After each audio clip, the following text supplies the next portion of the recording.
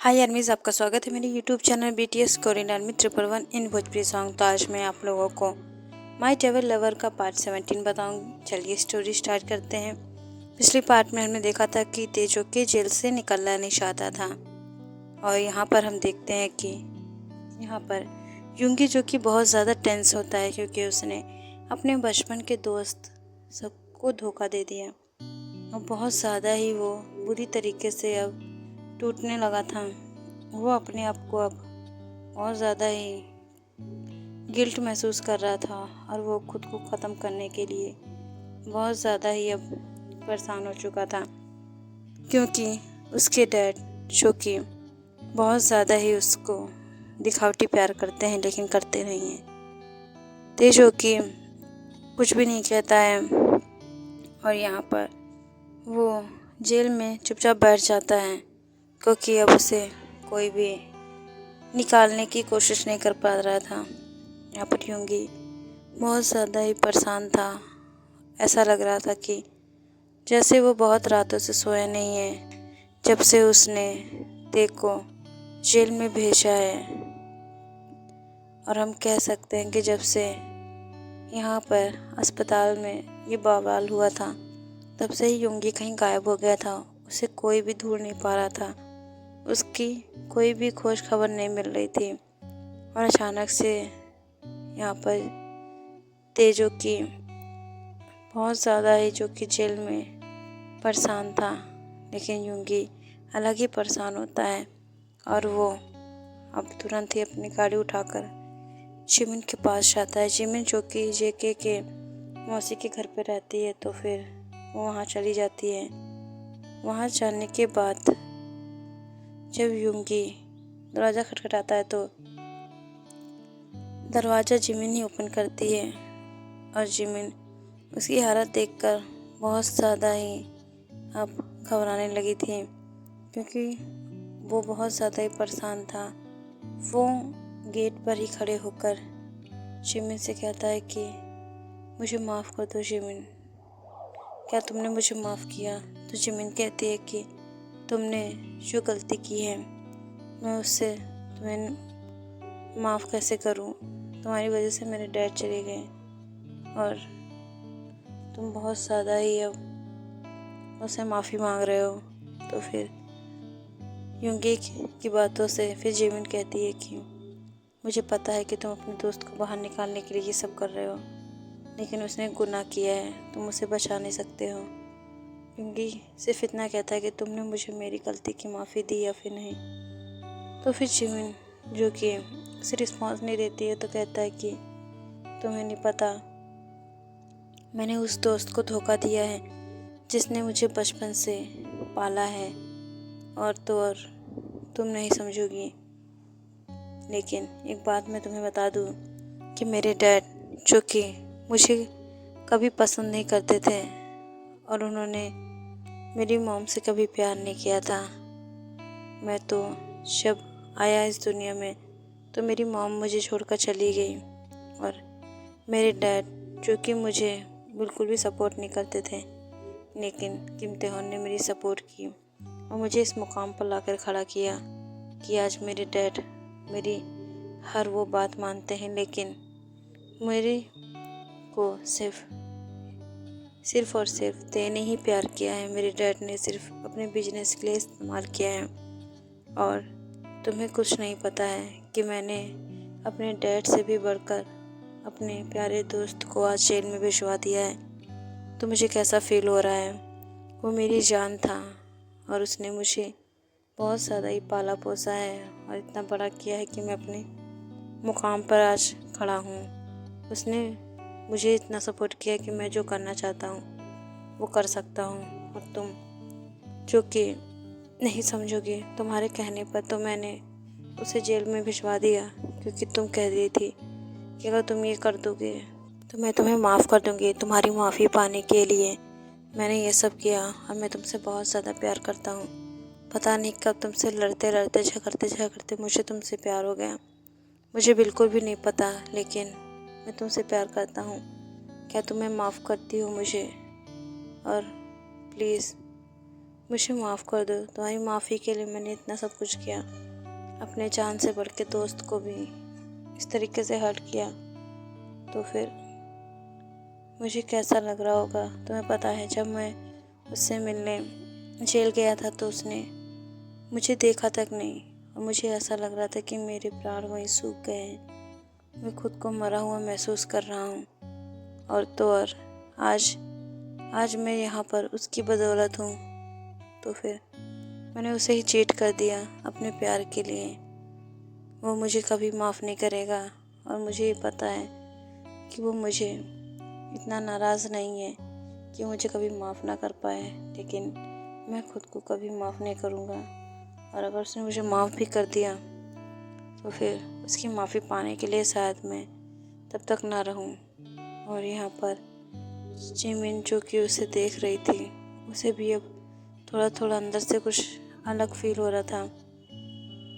और वो देखती है कि यूंगी जो कि कार में बैठने वाला है, तो जिमिन उसके पास आती है और उसे कहती है कि तुम कुछ ऐसा वैसा मत करना। यहाँ पर यूंगी जब देखता है जिमिन उसके पास आई है तो गाड़ी से बाहर निकलता है और जिमिन को बहुत ही प्यार से किस करता है। जिमिन उसकी इस किस से वहाँ पर बुत बनी खड़ी रहती है, वो बिल्कुल भी हिल नहीं पाती है। यहाँ पर बहुत ज़्यादा ही तेज़ बारिश हो रही थी। जिमिन जो कि वहीं खड़ी होती है, यूंगी वहाँ से कब का जा चुका था। अब अंदर से मासी की आवाज़ आती है कि जिमिन बेटा अंदर आ जाओ, वरना तुम बीमार पड़ जाओगी, भीग जाओगी। तो जिमिन अंदर आती है। तभी जेके जो कि फ़ोन करती है और वो बहुत ज़्यादा ही परेशान होती है। जिमिन जो कि उसकी फ़ोन उठाती है। जिमिन को थोड़ा सा अजीब फील हो रहा था, लेकिन वो कुछ सोच नहीं पाती है। यहाँ पर जेके उससे बताती है कि यूंगी की डेथ हो चुकी है और वो मर गया। जेके की बात सुनकर तो जिमिन के पैर से ज़मीन खिसक जाती है और वो कहती है कि ऐसा थोड़ा हो सकता है, अभी भी वो मुझसे मिल के गया है और वो मुझे इस तरीके से छोड़ के नहीं जा सकता है। यहाँ पर अब जेके जो कि उसे समझाती है, कहती है कि ऐसा ही है, मुझे माफ़ कर दो, मेरी वजह से तुम्हारा यूंगी तुमसे दूर हो गया। लेकिन जिमिन बहुत ज़्यादा परेशान होती है, उसका फ़ोन वहीं गिर के टूट जाता है। यहाँ पर जेके जो कि आराम से बैठी होती है, तभी कुछ देर पहले ही उसे फ़ोन आता है और ये फ़ोन अवनी का होता है। अवनी जो कि बहुत ज़्यादा ही अब इन लोगों की हेल्प कर रही थी, इस वजह से उसे बहुत ज़्यादा ही जेके की टेंशन होती है, इसलिए वो उसे फ़ोन करती है।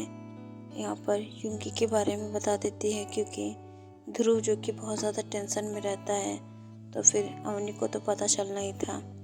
ऐसे ही अब पूरा माहौल पूरा अलग ही दिशा में हो जाता है और तभी जेके की कमर पे किसी के हाथ महसूस होते हैं और वो ये हाथ महसूस करके समझ पा रही थी ये हाथ किसके हैं। अब वो तुरंत ही उसे कस के अपनी बाहों में पकड़ता है और ये कोई और नहीं हमारा तेते होता है। ते जब उसकी बाहों में पकड़ता है उसको, तो उसके टच से वो डर जाती है कि आखिर ये बंदा निकल के कैसे आया।